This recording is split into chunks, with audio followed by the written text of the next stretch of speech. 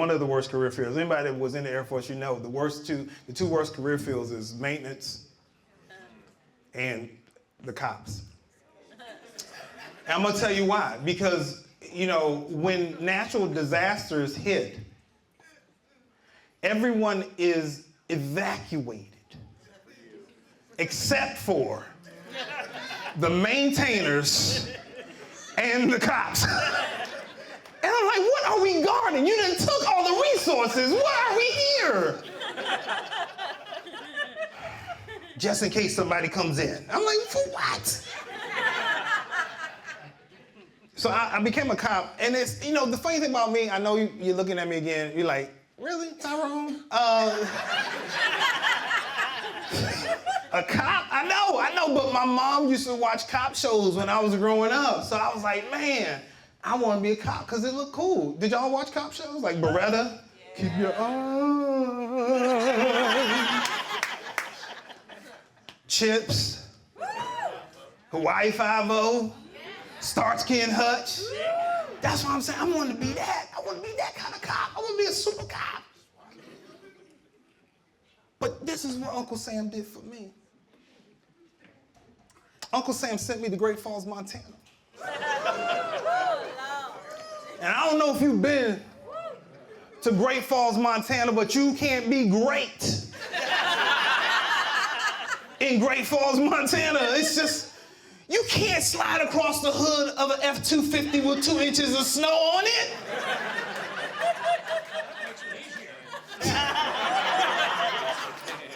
You can't do it. It's not gonna work. Like, what kind of crimes am I solving in Great Falls, Montana? Somebody stole my cow. There's one in the field over there. Is that it? Case closed. Doom, doom.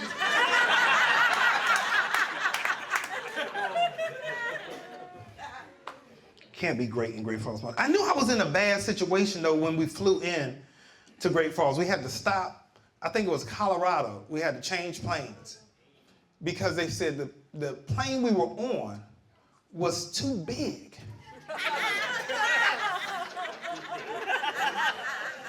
To land at the airport in Great Falls. I'm like, what? So we got off of our nice big plane and we walked and walked and walked. And like, where is our gate? And the gate was a weird gate. It was like gate 31A. I'm like, what's the A for? I see 30. I see 31. I even see 32. Where's 31A? They said, oh, you gotta go outside.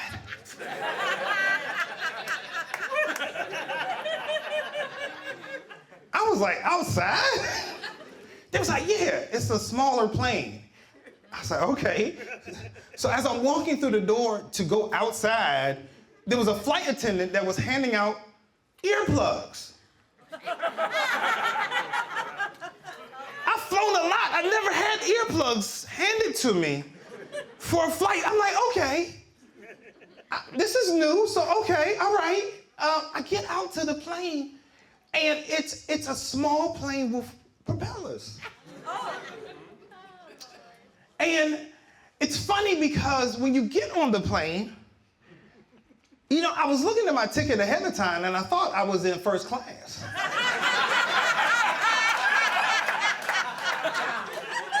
You know how when your numbers are low, you're like, oh man, I'm in seat 3.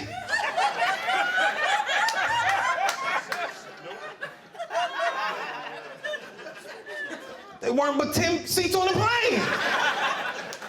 2 rows of 5, so I'm right where I'm normally, over the wing. I can't.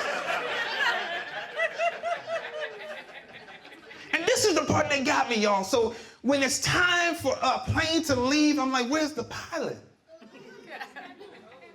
I look out the window. The pilot is spinning the propeller to get the engine started.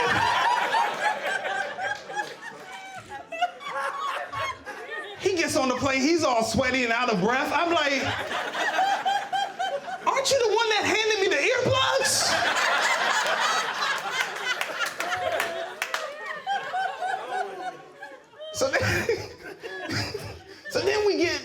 air finally, and we get to the cruising altitude of like 300 feet, and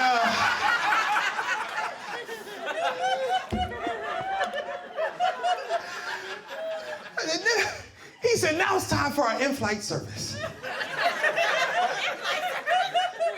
like, how you gonna do this? And he opened the cabin door, and he handed a bag of peanuts back. He said, pass it back, pass it back.